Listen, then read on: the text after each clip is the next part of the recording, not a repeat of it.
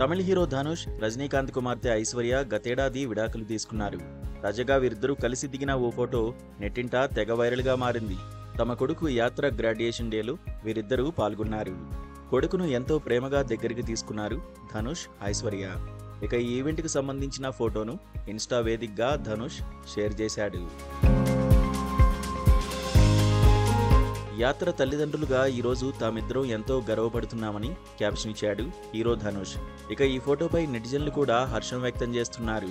చాలా రోజుల తర్వాత మీ ఇద్దరిని ఇలా ఒకే ఫ్రేమ్లో చూడడం సంతోషంగా ఉందంటూ ధనుష్ ఐశ్వర్యను ఉద్దేశించి కామెంట్స్ చేస్తున్నారు.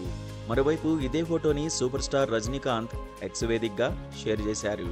నా మనవడు జీవితంలో మొదటి మైలురాయి దాటాడు, కంగ్రాట్స్ యాత్ర కన్నా అంటూ రాసుకొచ్చారు. ఇకపోతే ధనుష్, ఐశ్వర్య 2004లో ప్రేమ వివాహం చేసుకున్నారు. వీరికి ఇద్దరు కొడుకులు ఉన్నారు. పరస్పర అంగీకారంతో విడిపోతున్నామంటూ 2022 జనవరిలో ఈ జంట అఫీషియల్గా అనౌన్స్ చేసింది.